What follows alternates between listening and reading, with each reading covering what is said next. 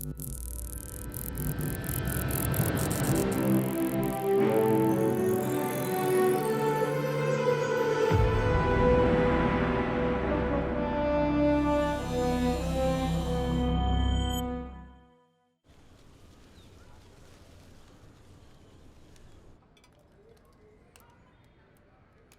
ഇതും കൊണ്ട് എങ്ങനെ ഉള്ളിലേക്ക് പോകുന്നേ? ഇതുപയോഗിച്ച് ഏതെങ്കിലും തരത്തിൽ സ്വന്തമായിട്ടോ മറ്റുള്ളവർക്കോ അപകടം ഉണ്ടാക്കാം. നിങ്ങൾ ഈ ഓർഡേഴ്സ് ഒക്കെ ഒന്ന് ചെക്ക് ചെയ്യേ. എന്നെ റാണിജിയുടെ പേഴ്സണൽ ഫിസിഷ്യനായിട്ട് കോടതിയാണ് അപ്പോയിന്റ് ചെയ്തത്. ഇതില്ലാതെ ഞാൻ എങ്ങനെയാണ് പരിശോധിക്കാൻ പോകുന്നത്? ഒരു നല്ല ഡോക്ടർ ഇതൊന്നും ഇല്ലാത്ത തന്നെ രോഗിയുടെ ലക്ഷണം നോക്കി അസുഖം പറയുന്നതാണ്.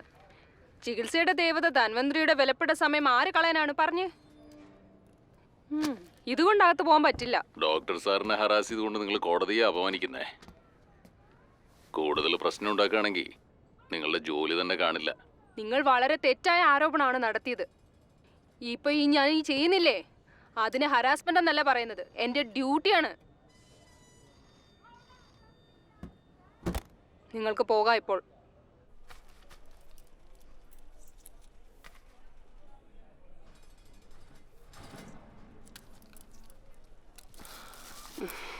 Thank you doctor.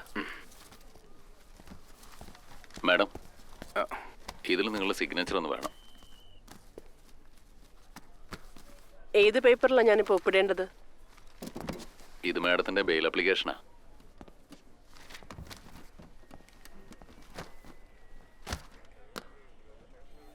Bail application മാത്രം വിട്ടേക്കൂ, വേറെ എന്താണെങ്കിലും ഞാൻ ഒപ്പിടാം.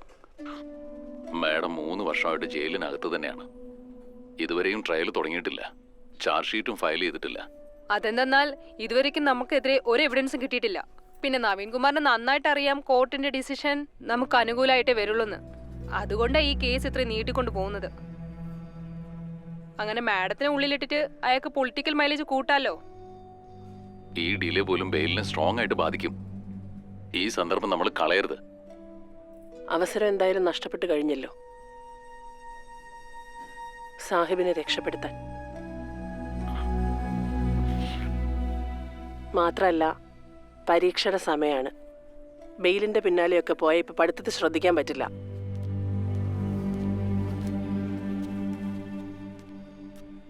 ഇതാണ് മാലതി. സിംഗ് സർ. ആ മാഡം.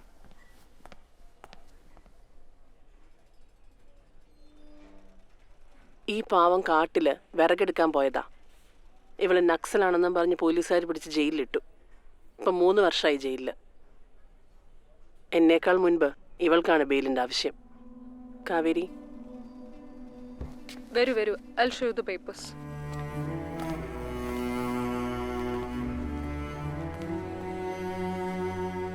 നിങ്ങൾക്ക് വേണ്ടി വക്കീലിനെ കൂട്ടിയിട്ട് വന്നതാ. നിങ്ങളാണെങ്കിൽ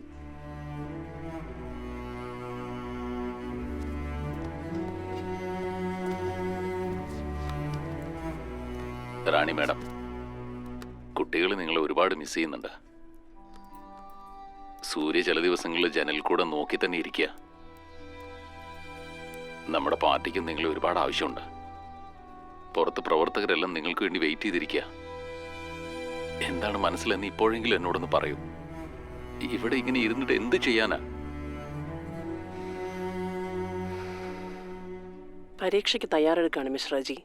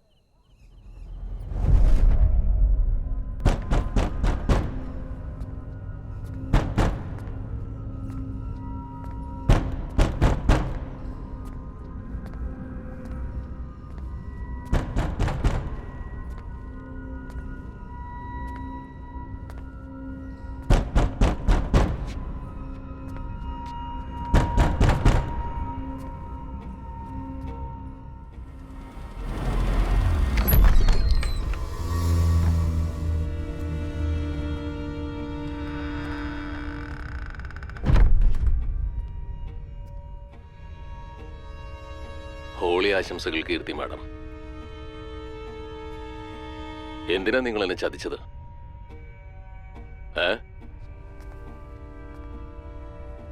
കാലാനാഗ്, തുലാരി, ദിൽഷാദ്, പ്രേംകുമാർ, ഇവരെ കുറിച്ചൊക്കെ എനിക്ക് അറിയാൻ കഴിയും.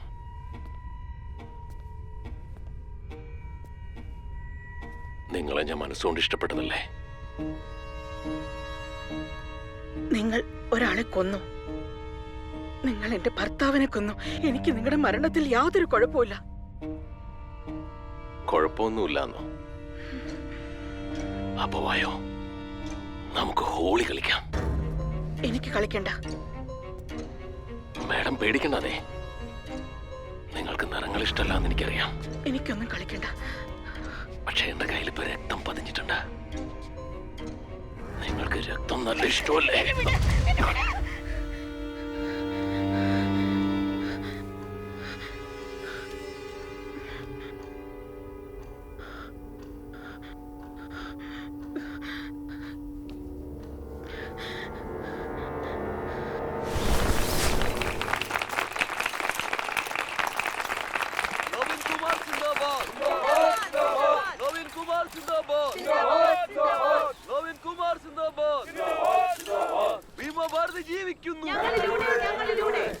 ഞാൻ ഭീമ ഭാരതിയുടെ അടുത്ത സുഹൃത്തായിരുന്നു, അതുപോലെ തന്നെ ശത്രുവുമായിരുന്നു. ഒരു കാലഘട്ടത്തിൽ ഞങ്ങൾ ഒരുമിച്ചായിരുന്നു. കുറച്ചു കാലം ഇടഞ്ഞു നിൽക്കേണ്ടി വന്നു. പക്ഷെ ഞങ്ങളുടെ ചിന്താഗതികൾ ഞങ്ങളുടെ സൗഹൃദത്തെ ബാധിച്ചിട്ടില്ല. ഒരിക്കലും ഞങ്ങൾക്കുള്ളിൽ കുതികാല് വെട്ടൽ നടന്നിട്ടില്ല. നിർഭാഗ്യവശാൽ അദ്ദേഹത്തിന്റെ കൂടെ ഉണ്ടായിരുന്നവർ സ്ഥാനമാനങ്ങൾ മോഹിച്ച് നമ്മുടെ നാടിന്റെ പ്രിയങ്കരനായ അദ്ദേഹത്തെ ഈ ലോകത്തിൽ നിന്നും പറഞ്ഞയച്ചു.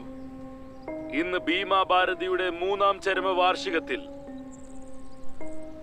അദ്ദേഹം വിശ്രമിച്ചുകൊണ്ടിരിക്കുന്ന ഈ സ്ഥലത്തെ സ്മാരകമാക്കാൻ പോവുകയാണ്. മാത്രമല്ല, ഈ പുണ്യദിനത്തെ ഊർജം നൽകുന്ന ദിവസമായി ഞാൻ പ്രഖ്യാപിക്കുന്നു.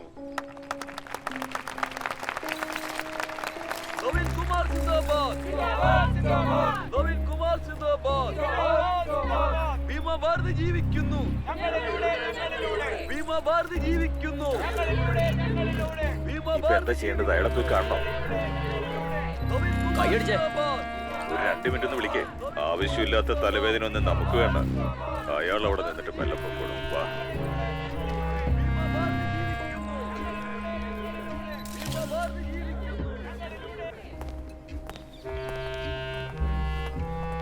നമസ്കാരം. നമസ്കാരം.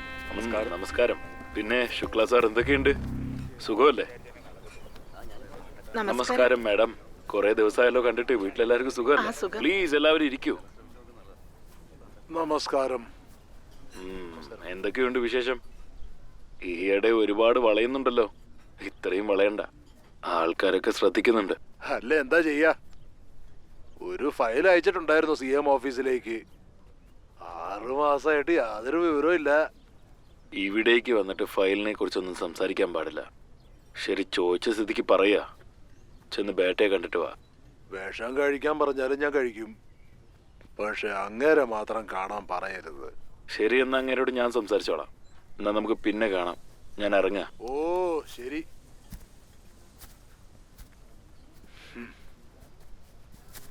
സുഖമല്ലേ? ആഹാ, ജഗൻ ബായ്, ഞാൻ എന്താ പറയാൻ വന്നതെന്ന് വെച്ചാൽ, മദ്യം നിരോധിച്ചത് കൊണ്ട് ഇവിടുത്തെ ജനങ്ങളെല്ലാം നന്നാവും. പക്ഷെ ഗവൺമെന്റിന് ഇതൊരു വലിയ നഷ്ടമാണ്. നിങ്ങളുടെ ഡിപ്പാർട്ട്മെന്റ് ഇത് എങ്ങനെയാ മാനേജ് ചെയ്യാൻ പോകുന്നത്? ഈ വർഷത്തെ ഫൈനാൻസില് റവന്യൂ കളക്ഷൻ എങ്ങനെയാലും ഇരട്ടിയാവുമല്ലോ. അത് നന്നായി. ഒരുപാട് നന്ദി. എന്നാ ശരി. ബേട്ടാ സാർ, നമ്മുടെ ഗൗരി ബാബുവിന് എന്തോ ആവശ്യമുണ്ട്. അതെന്താണെന്ന് ശ്രദ്ധിച്ചേക്ക്. നമ്മളൊന്നും കാണുന്നില്ല ആനന്ദ് ബാബു. ആ പ്രപ്പോസൽ ചെലവേ ആകുള്ളൂ. അതുകൊണ്ടാണ് ആ ഫയൽ CM ഓഫീസിലേക്ക് അയക്കാത്തത്. അദ്ദേഹം ഒരു സീനിയർ ലീഡർ അല്ലേ? വയസ്സാം കാലത്ത് അങ്ങേരെ എങ്ങനെ കഷ്ടപ്പെടുത്തണ്ടെന്നേ. ഒരു തവണ അങ്ങനെ മീറ്റ് ചെയ്തേക്ക്. ശരി ശരി എന്നാ.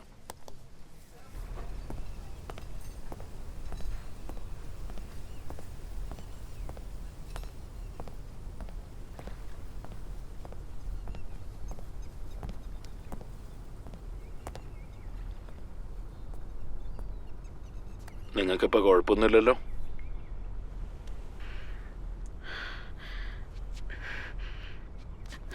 ഞാൻ നിങ്ങളോട് പറഞ്ഞതായിരുന്നു എനിക്ക് ഈ ബംഗ്ലാവിൽ ഇനി താമസിക്കണ്ടെന്ന്.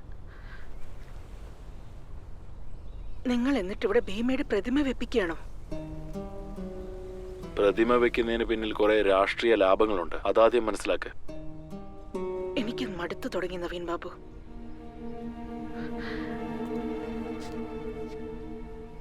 എനിക്ക് താമസിക്കാൻ വേറൊരു സ്ഥലം അറേഞ്ച് ചെയ്യണം. ഞാൻ രാത്രി മുഴുവൻ അയാളെ തന്നെയാണ് സ്വപ്നം കാണുന്നത്. അയാളുടെ സംസാരവും ചിരിയൊക്കെ വ്യക്തമായി കാണാൻ കഴിയുന്നു. ഭയന്ന് ഓടാൻ തീരുമാനിച്ചാൽ പിന്നെ ജീവിതകാലം മുഴുവൻ ഓടേണ്ടി വരും. ഭീമയുടെ മരണത്തിന് ശേഷം നിങ്ങൾ ഇവിടെ താമസിക്കുന്നതും പിന്നെ കല്യാണം കഴിക്കാതിരിക്കുന്നതും ഇതെല്ലാം ജനങ്ങളുടെ കാഴ്ചപ്പാടിൽ വളരെ വലിയ കാര്യമാണ്. നോക്ക്, ഈ ജനങ്ങൾ റാണിയെ അംഗീകരിച്ചിട്ടില്ല. നിങ്ങളെ ഭീമയുടെ ഭാര്യയായിട്ടും പിന്നെ രാഷ്ട്രീയ പിൻഗാമിയായിട്ടുമാണ് കാണുന്നത്. എനിക്കിവിടെ ശ്വാസം മുട്ടുകയാണ്.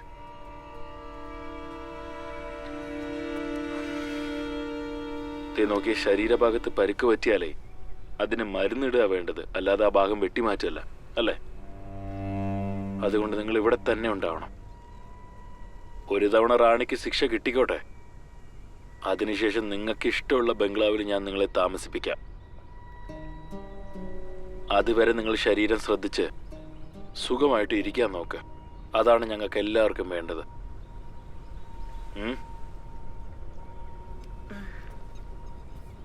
ഞാനിന്ന് ഇറങ്ങാം.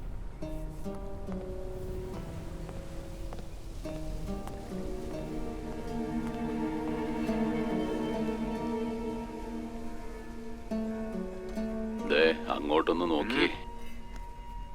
കീർത്തി സിംഗിന്റെ ധൈര്യത്തെ നമ്മൾ സമ്മതിക്കണം. എങ്ങനെയാ ബംഗ്ലാവിൽ ഒറ്റയ്ക്ക് കഴിയുന്നേ? രാത്രി സമയത്ത് ഈ വഴിയേ വരാൻ പറ്റില്ലെന്നേ. എന്റെ പ്രേമ, ഇതാണ് ലോകത്തിലെ ആദ്യത്തെ ഹീറോയിൻ. ഇവിടെ സിനിമ കഴിഞ്ഞിട്ടും അവൾ അവളുടെ കഥാപാത്രത്തിൽ നിന്ന് തീരെ വിട്ടുമാറിയിട്ടില്ല. ഇവളുടെ മുമ്പിൽ എല്ലാ നടിമാരും തോറ്റത് തന്നെ.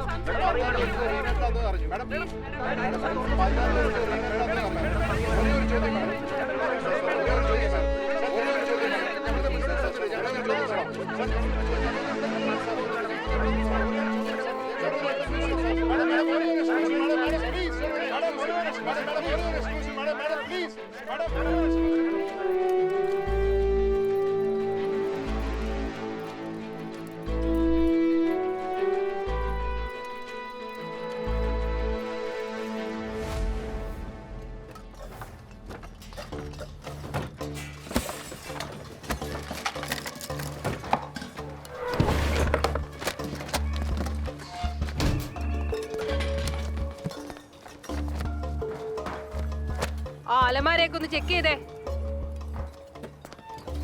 എന്താ കിട്ടിയത്? ഒന്നും കിട്ടിയില്ല.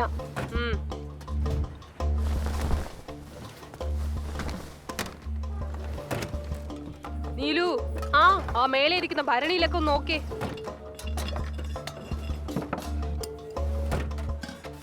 എന്തെങ്കിലും കിട്ടിയോ? ഇതിലൊന്നുമില്ല മാഡം.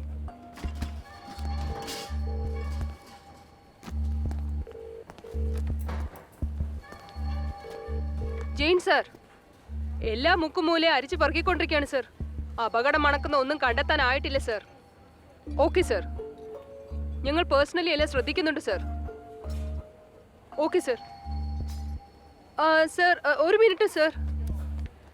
ഹേ ഫാത്തിമ, ഇന്ന് മാഡത്തിന് ഏത് എക്സാമാ ഉള്ളത്? Political science. മാഡത്തിന് ഇന്ന് പൊളിറ്റിക്കൽ സയൻസ് എക്സാമാ ഉള്ളത്.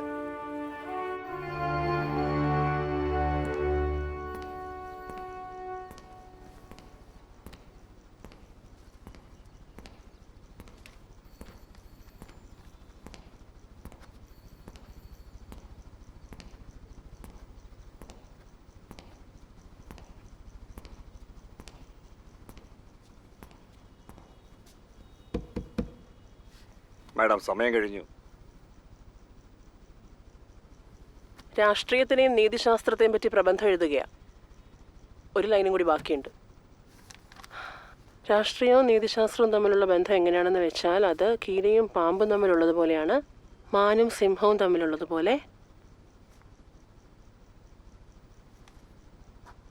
ഇറച്ചിവെട്ടുകാരനും പിന്നെ ആട്ടിൻകുട്ടിയും പോലെ.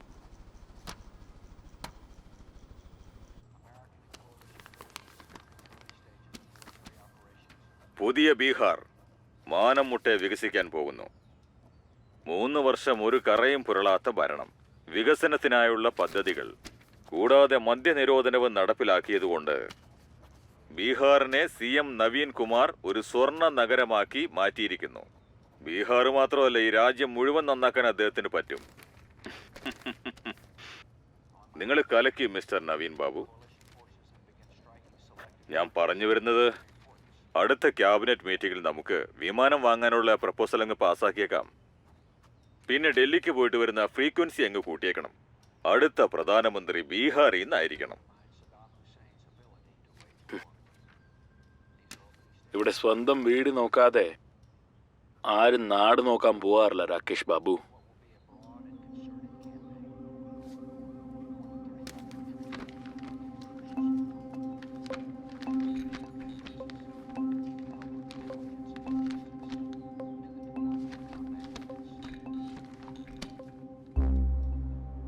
നിരന്തരം ആകാശത്ത് പറക്കാനുള്ള ആഗ്രഹം കൊണ്ട് വീട്ടിലെ പ്രശ്നങ്ങൾ നോക്കാൻ മറക്കരുത്. ഞാൻ അന്നേ പറഞ്ഞതല്ലേ, ദുലാരി ബാബു എന്റെ അടുത്തേക്ക് പോലും വന്നേക്കരുതെന്ന്. അന്ന് നടന്ന പരിപാടിയിലേക്ക് അവൻ എങ്ങനെയാ വന്നത്? ഞാനത് അവന് മനസ്സിലാക്കി കൊടുത്തു മടുത്തു നവീൻ ബാബു. അവൻ ഞാൻ പറയുന്ന കേക്ക് പോലുമില്ല. എന്റെ സാറ് ലണ്ടൻ അത് ഇതെന്നൊക്കെ പറഞ്ഞ് നാട് കറങ്ങി വരാൻ പാടില്ല. നവീൻ ബാബുവിന് എന്തുമാത്രം അധികാരമുണ്ടോ ആ അധികാരമൊക്കെ എനിക്കുമുണ്ട്. അയാളെ അങ്ങനെ സൈഡാക്കാൻ പറ്റില്ലെന്ന് അയാൾ പറയുന്നേ. ആ വാർത്തയൊന്ന് നോക്കിയേ. ദുലാരിയെ എന്താ ചെയ്യേണ്ടത് നവീൻ ബാബു?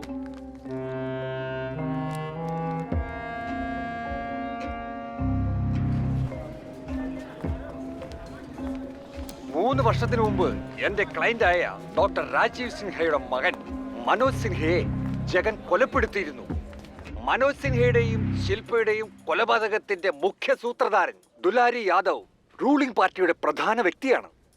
കൂടാതെ അയാൾക്ക് നല്ല സ്വാധീനവുമുണ്ട്. അങ്ങനെയുള്ളൊരു വ്യക്തിയെ പെട്ടെന്ന് എൻക്വയറി ചെയ്യാൻ സാധിക്കുമോ? ഇങ്ങനെയുള്ളൊരു പശ്ചാത്തലം ഉള്ളതുകൊണ്ടാണ് ഈ കേസ് CBIക്ക് വിട്ടുകൊടുക്കാൻ അഭ്യർത്ഥിക്കുന്നത്. DGP സർ, മനോജ് സിൻഹയുടെ മരണത്തിന് ശേഷം സംശയാലുവായ ദുലാരി യാദവിനെ ചോദ്യം ചെയ്തിരുന്നോ? അല്ല ഏതെങ്കിലും വിധത്തിലുള്ള നടപടികൾ ഉണ്ടായിരുന്നോ? അന്വേഷിച്ചുകൊണ്ടിരിക്കുകയാണ്. പക്ഷെ അയാൾക്കെതിരായി ഒരു തെളിവും ഇതുവരെ ലഭിച്ചിട്ടില്ല. You see, government investigating against its own minister may not be impartial. So we are transferring the case to the CBI. You have any objections? ഒരു ഒബ്ജക്ഷനും ഇല്ല യുവർ ഓണർ. ശരിക്കും പറയുകയാണെങ്കിൽ ഗവൺമെന്റിന്റെ ഭാഗത്തു നിന്നും സത്യസന്ധമായ ഒരു അന്വേഷണം വേണം. ഞങ്ങൾ CBI ഫുൾ സപ്പോർട്ട് ചെയ്യും സർ. എന്റെ മകന് നീതി ലഭിക്കണം, അത്രയേ ഉള്ളൂ. ഭീമാ ഭാരതി കൊല്ലപ്പെട്ടു. ഒരു എവിഡൻസും ഇല്ലാതെ റാണി ഭാരതിയെ ജയിലിലടച്ചു. പക്ഷെ ഇവിടെ മനോജ് ശില്പയെ കൊന്ന ദുലാരി യാദവിന് CM അംഗീകാരം കൊടുത്തിരിക്കുന്നു. എന്തുകൊണ്ട്? ഇതൊക്കെയാണോ ഇവർ ഈ പറയുന്ന സ്വരാജ്യം?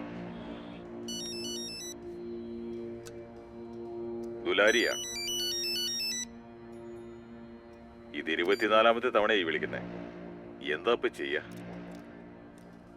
അവന്റെ കൂടെ ഇപ്പോ ഒരു MP പോലും ഇല്ല. അതുകൊണ്ട് അവനില്ലെങ്കിൽ സർക്കാരിന് ഒരു നഷ്ടവും വരാൻ പോകുന്നില്ല. അതുകൊണ്ട് നിയമം അതിന്റെ വഴിക്ക് നടക്കട്ടെ. എത്ര നാളെന്ന് വെച്ചാൽ നമ്മൾ അവനെ ചുമക്കുക.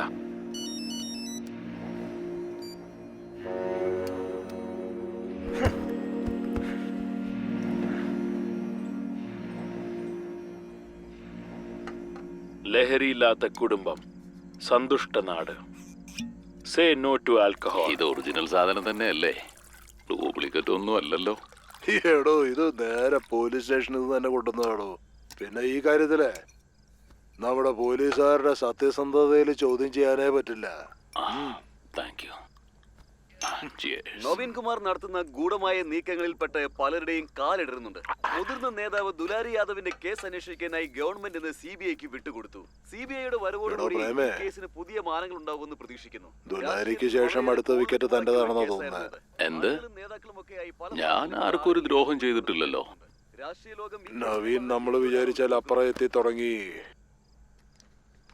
ഇവൻ നാഷണൽ ലെവലിലേക്കാണ് ശ്രമിച്ചുകൊണ്ടിരിക്കുന്നത്. എല്ലാ കുറ്റം ചെയ്ത നേതാക്കന്മാരെ മാറ്റി നിർത്തിയിരിക്കുന്നു. അതുകൊണ്ടാണ് ദുലാരിയുടെ കേസ് പുനഃപരിശോധനയ്ക്ക് അയച്ചിരിക്കുന്നത്. പിന്നെ തന്റെ പേരിലും എന്തോ കാലിത്തീറ്റയുടെ കേസോ മറ്റോ ഉണ്ടായിരുന്നില്ലേ? നിങ്ങൾ എന്താ ആദ്യം കുടിക്കാൻ വേണ്ടി തരുന്നു, പിന്നെ ആ കെട്ടൊക്കെ അങ്ങ് ഇറക്കാൻ നോക്കുക. ആ ദുലാരിയുടെ കാര്യമാണ് ഡോക്ടർ രാജൂസിനെ 3 വർഷമായിട്ട് നോക്കിക്കൊണ്ടിരിക്കുന്നത്. അതിന് നവീൻ ബാബു എന്താ ചെയ്തേ? എനിക്ക് ചെറുതായിട്ട് മനസ്സിലാവുന്നുണ്ട്. ഇപ്പൊ കുറച്ച് നാളായിട്ട് നിങ്ങളൊക്കെ നവീൻ ബാബുവിനെതിരായിട്ടാണ് പറഞ്ഞുകൊണ്ട് വരുന്നത്. MLA പദവി കിട്ടാത്തതിന്റെ ദേഷ്യം ശരിക്കും കാണുന്നുണ്ട്. അതന്നെ ആയിരിക്കണം. പിന്നെ തനിക്ക് എന്തോന്നാ വെച്ച് നീട്ടിയേ? തേങ്ങയാ. എന്തൊക്കെ വീരവാദമായിരുന്നു. എനിക്ക് ആഭ്യന്തരം, തനിക്ക് മൃഗസംരക്ഷണം. പക്ഷെ ഇവിടെ നടന്നതെല്ലാം വിപരീതമല്ലേ? പിന്നെ ഈ ബൈഠയുടെ കാര്യം, ബൈഠൊക്കെയാണെങ്കിൽ PWDയും. അതെ, ഞാനൊരു കാര്യം പറയട്ടെ. അയാൾ പറഞ്ഞ വാക്ക് പാലിച്ചില്ല എന്ന് എനിക്കറിയാം. പക്ഷേ 3 വർഷമായിട്ട് ആ പദവിയിൽ അയാൾ തന്നെയല്ലേ ഇരുന്ന് ആ സുഖമൊക്കെ അനുഭവിച്ചുകൊണ്ടിരിക്കുന്നത്. അല്ലെങ്കിൽ റാണി ഭാരതി ഇരിക്കുന്ന സ്ഥലത്ത് നമ്മൾ ഇരുന്നിട്ടുണ്ടാവും. ഇപ്പോൾ ഇത് നോക്കിയേ, ഞാനൊരു കാര്യം പറയാമെന്ന് കേൾക്കുക. നവീൻ്റെ കൂടെ നിന്നാൽ ഒന്നും നടക്കാൻ പോകുന്നില്ല. എടോ, ഏറ്റുമുട്ടുന്ന കാര്യം അല്ലടോ ഞാൻ പറയുന്ന പ്രേം. ഞാൻ സർവൈവൽ കിറ്റ് കയ്യിൽ വെക്കുന്ന കാര്യമായി പറയുന്നത്. എന്തോന്ന് സർവൈവലാ? ഞാന് തനിക്ക് മനസ്സിലാവുന്ന രീതിയിൽ പറഞ്ഞുതരാം. ഏറ്റവും ആദ്യം നമ്മളെ തിരിച്ചറിഞ്ഞു. അപ്പൊ നമുക്ക് മനസ്സിലായി നമ്മളെ കൊണ്ടൊരു കുന്തവും സാധിക്കില്ലെന്ന്. അപ്പോഴാണ് നമ്മൾ ഭീമയോടൊപ്പം ചേർന്നത്. പിന്നെയല്ലേ റാണി ഭാരതി വന്നത്. ഈ റാണി ഭാരതി നമ്മളെ അങ്ങോട്ടും ഇങ്ങോട്ടും ഇട്ട് തട്ടാൻ തുടങ്ങിയപ്പോ നമ്മൾ നേരെ നവീന്റെ അടുത്തേക്ക് പോയി. പോകേണ്ടി വന്നു. നമ്മള് സർവൈവറാടോ പ്രേമേ. നമ്മൾ എപ്പോഴും സെക്കൻഡ് ഓപ്ഷൻ കയ്യിൽ വെക്കാറുണ്ട്. മനസ്സിലായോ? കുറെ നേരമായി ഞാൻ മേക്കപ്പ് ഇട്ടിട്ട് അകത്ത് വെയിറ്റ് ചെയ്തിരിക്കുക. വരുന്നുണ്ടോ ഇല്ലയോ? നിങ്ങൾ വരുന്നില്ലെങ്കിൽ വേണ്ട, ഞാൻ പോയി കിടന്ന് ഉറങ്ങാൻ പോവാ. ഇതെന്താ? അതെ ഞാൻ വന്നു.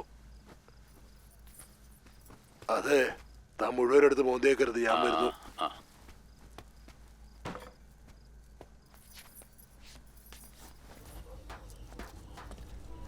സാറേ, ഇന്ന് എത്ര വാങ്ങിക്കേണ്ടത്?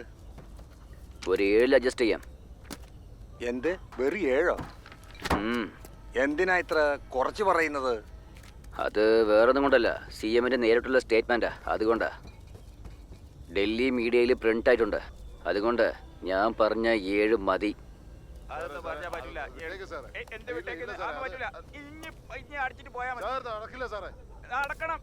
അവൻ എന്താ അവിടെ കാണിക്കുന്നേ?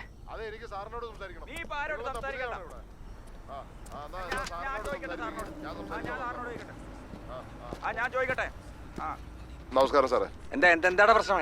സാറേ, എന്നോട് പറഞ്ഞത് 1 ട്രക്ക് പിടിക്കുന്ന 2 ട്രക്ക് പിടിക്കാൻ പറ്റില്ല സാറേ. 2 ട്രക്ക് സീസ് ചെയ്യണമെന്നുള്ള ഓർഡർ വന്നിട്ടുണ്ട്. എന്താണ് വണ്ടിയിലുള്ളത്? ജഹാംഗീറോ ഗഫൂറോ അതോ രണ്ടും ഉണ്ടോ? ഈ ജഹാംഗീർ ഗഫൂർ എന്ന് വെച്ചാ എന്താ നീ പുതിയതാ? നമസ്കാരം സാറേ. ചോദിച്ചത് മനസ്സിലായില്ലേ? ഈ ജഹാംഗീർ എന്ന് പറഞ്ഞ ഇംഗ്ലീഷ്, ഗഫൂർ എന്ന് വെച്ചാൽ ലോക്കൽ, അതായത് നാടൻ. മനസ്സിലായോ? മനസ്സിലായി സാറേ. ഇത് ആരുടെ വണ്ടിയാണെന്നറിയാലോ അല്ലേ? അതെല്ലാം നീ അറിയിക്കണ്ട. ഇന്ന് 2 ട്രക്ക് പിടിക്കുന്നുള്ള കാര്യം നിന്റെ ഓണറിന് തന്നെ അറിയാം. പോയി ചോദിക്കേ. സ്റ്റേഷനിലേക്ക് വിട്ടോ. 2 ട്രക്ക് നേരെ പോലീസ് സ്റ്റേഷനിലേക്ക് പോട്ടെ. ബാക്കിയുള്ള ട്രക്കെല്ലാം കിടത്തി വിട്ടേക്ക്.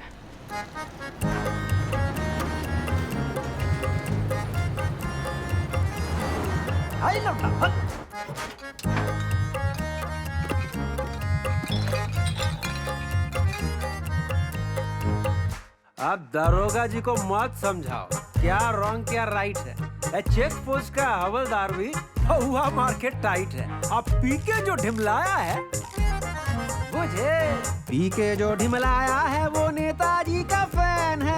कौन बोला बैन है, कौन बोला बैन है।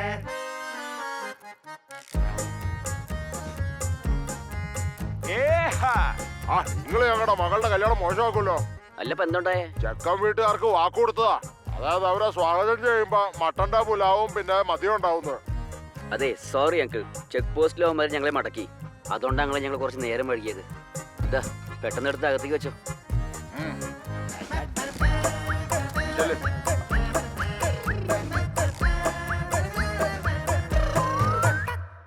गजब यहाँ रंगदारी सबने लंबी लंबी फेंका है। अब माल बताओ कितना चाहिए, भले बंद सब ठेका है। और एक फोन पर होम डिलीवरी, अरे एक फोन पे होम डिलीवरी, क्या पाउच का कैन है। कौन बोला बैन है, कौन बोला बैन है। Ban ban ban.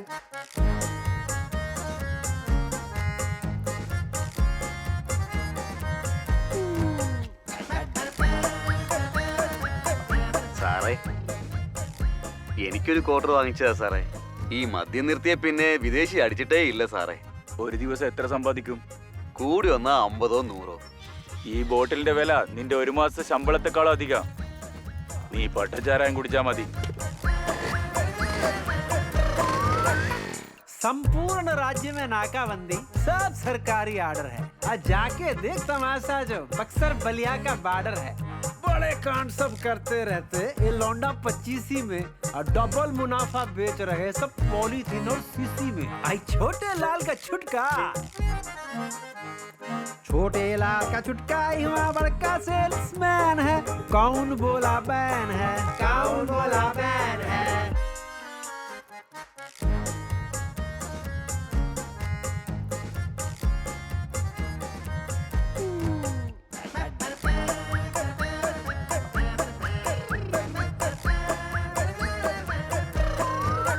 ലഹരി എന്ന് വെച്ചാൽ എന്താണ്? ഒരു ഉന്മാദം. ഉന്മാദത്തിന് മുന്നിൽ കീഴടങ്ങൽ. നിറവേറ്റാൻ കഴിയാത്ത ആഗ്രഹങ്ങൾക്ക് പിന്നാലെയുള്ള ഒരു ജൈത്രയാത്ര എന്ന് വേണമെങ്കിൽ പറയാം. മനുഷ്യന്റെ ആഗ്രഹങ്ങൾ നിറവേറാതെ പോകുമ്പോൾ അവന്റെ മനസ്സ് സംതൃപ്തിപ്പെടുത്താൻ വേണ്ടി ലഹരിയുടെ പിന്നാലെ പോകുന്നു. അങ്ങനെ മാനവരാശി ലഹരിക്ക് മുന്നിൽ അടിമപ്പെട്ടിരിക്കുകയാണ്. ശരിക്കും കാട്ടിലെ മാനിനെ പോലെ.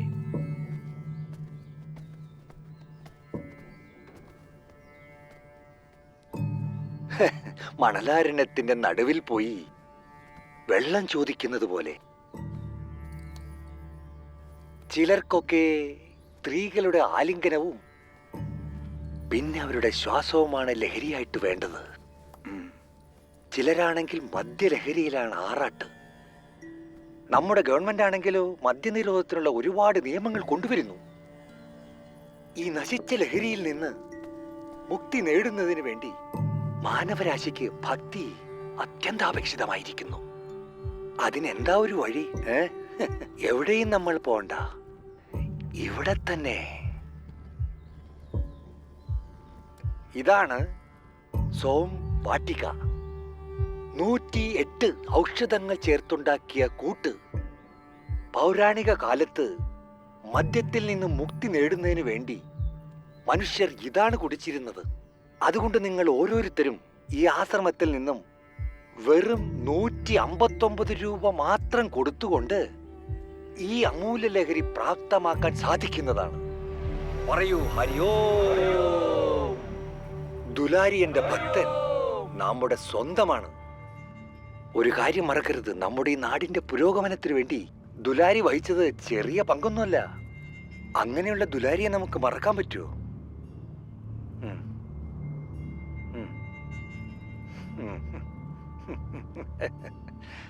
ഇതാണ് രാജധർമ്മം. ശരി. നവീൻ എന്താ പറയുന്നത് വെച്ചാൽ, അതായത് ദുലാരി ഇപ്പോ രാജിവെക്കുന്നതാ നല്ലതെന്ന്. എപ്പോഴാണോ സമാധാനപരമായി പോകുന്നത് അപ്പോ നമുക്ക് ഇത് ക്യാബിനറ്റിൽ അവതരിപ്പിക്കാം. പക്ഷേ ഈ തീരുമാനം നമ്മൾ എല്ലാവരും കൂടി ചേർന്നെടുക്കേണ്ട ഒന്നാണ്.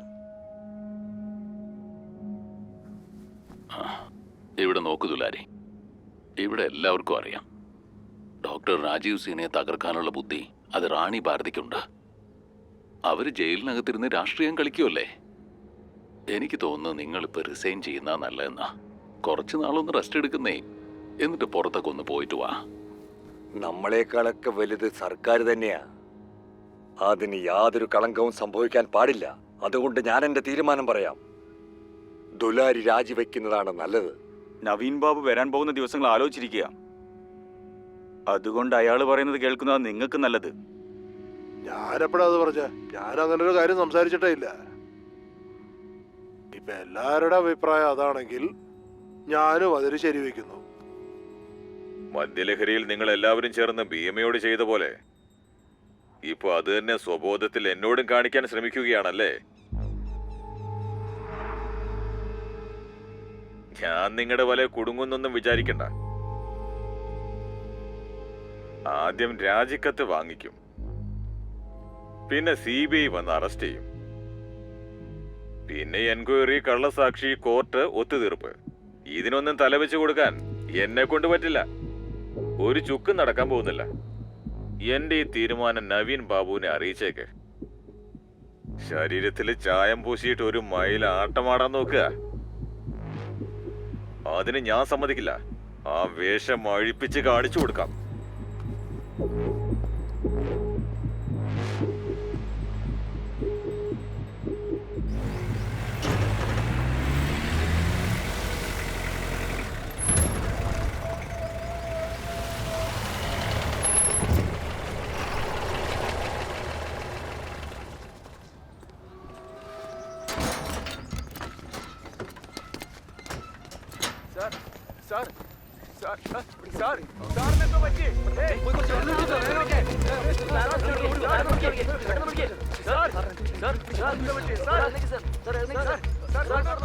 ഗാന്ധിജി എപ്പോഴും പറയാറുണ്ട്, പാപങ്ങളെ കണ്ടാണ് പേടിക്കേണ്ടത്, അല്ലാതെ പാപികളെ അല്ല. ചെയ്ത തെറ്റ് മനസ്സിലാക്കാൻ എല്ലാവർക്കും ജീവിതത്തിൽ ഒരു സന്ദർഭം കിട്ടണം. അതുകൊണ്ട് ഇന്ന് നന്മ നിറഞ്ഞ പുതിയ ഒരു നാടിന് വേണ്ടി ഞങ്ങൾ 18 കുറ്റവാളികളെ വിട്ടയക്കാൻ പോവുകയാണ്. അവർ കുറേ വർഷങ്ങളായി ജയിലിൽ കഴിയുന്നു. വിട്ടയക്കപ്പെടുന്ന എല്ലാവർക്കും പുതിയൊരു ജീവിതം ആരംഭിക്കാനായി ഞാൻ ആശംസകൾ നേർന്നുകൊള്ളുന്നു. നവീൻ കുമാർ സിന്ദാബാദ്! നവീൻ കുമാർ സിന്ദാബാദ്! നവീൻ കുമാർ സിന്ദാബാദ്! നവീൻ കുമാർ സിന്ദാബാദ്! നവീൻ കുമാർ സിന്ദാബാദ്! എല്ലാവർക്കും സുഖം തന്നെയല്ലേ? എല്ലാവർക്കും സുഖമല്ലേ? ഇവിടെയൊക്കെ നല്ല വൃത്തിയുണ്ടല്ലോ. Thank you sir. Vaccination camp നടത്തിയായിരുന്നോ? അതെ സർ. നമസ്കാരം. നമസ്കാരം. നമസ്കാരം. ആഹാ, കൊള്ളാലോ. മധുരം ഞാൻ വന്നത് കൊണ്ടാണോ അതോ ഇവരെല്ലാം ഇവിടുന്ന് പോകുന്നത് കൊണ്ടാണോ? ഇല്ല സർ, റാണി മാഡം ഇന്റർമീഡിയറ്റ് എക്സാം പാസ്സായതിന്റെ ഭാഗമാണ് ഈ മധുരം. അത് ശരി. എന്നാ എല്ലാരും കഴിച്ചോ. വളരെ നന്ദി.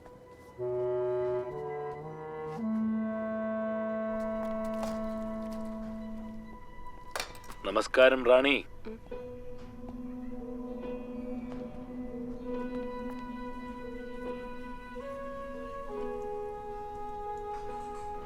ഇന്റർമീഡിയറ്റ് പരീക്ഷയിൽ പാസ്സായെന്ന് കേട്ടു. എന്റെ ആശംസകൾ. വെറുതെ ആശംസ പറഞ്ഞിട്ട് എന്ത് കാര്യം? സ്വീറ്റ് കഴിച്ചിട്ട് പോവൂ.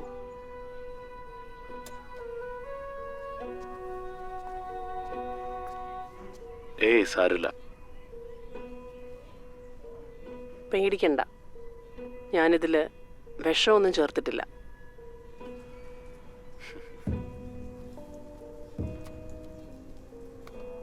ഇതാ കഴിച്ചോളൂ.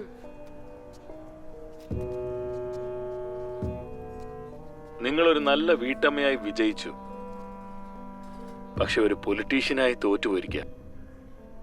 ഇന്ന് ഇവിടുത്തെ അടുക്കളയിൽ നിങ്ങൾ ജോലി ചെയ്യുന്നത് കാണുമ്പോൾ എനിക്ക് സന്തോഷം തോന്നുന്നു. ഇതേപോലെ തന്നെ ഭീമ ഒരുപാട് ആൾക്കാർക്ക് ഭക്ഷണം കൊടുക്കാറുണ്ട്. പക്ഷെ അവൻ എന്നെ ഒരിക്കലും ക്ഷണിച്ചിട്ടില്ല. അത് പോട്ടെ, വിട്ടേക്ക്. വീട്ടിൽ കിട്ടിയില്ലെങ്കിൽ ഇവിടെ കിട്ടിയല്ലോ.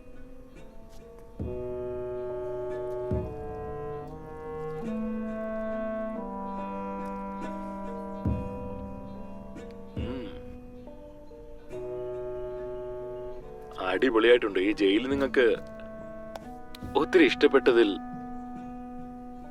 എനിക്ക് നല്ല സന്തോഷമുണ്ട്. തുടർന്ന് നല്ലോണം പഠിക്കണം. 12ാം ക്ലാസ് മാത്രമല്ല, ഗ്രാജുവേഷൻ ചെയ്യണം, PhD ചെയ്യണം. കാരണം ഒരു 15-20 വർഷത്തിനെങ്കിലും നിങ്ങൾ ഇവിടെ തന്നെ കാണുമല്ലോ. സർ,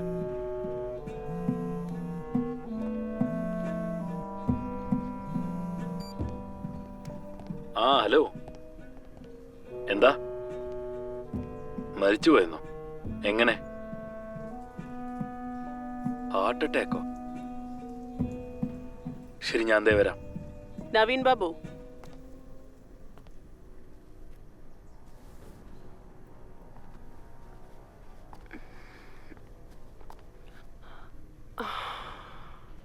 ഞാൻ 4ാം ക്ലാസ് ഫെയിലായിരുന്നു.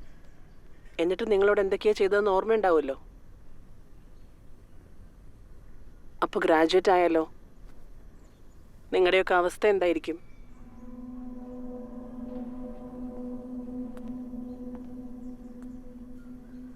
ഇല്ല, എനിക്ക് മനസ്സിലായില്ല. ദുലാരി യാദവ്. ഹാർട്ട് അറ്റാക്ക് അല്ല അത്.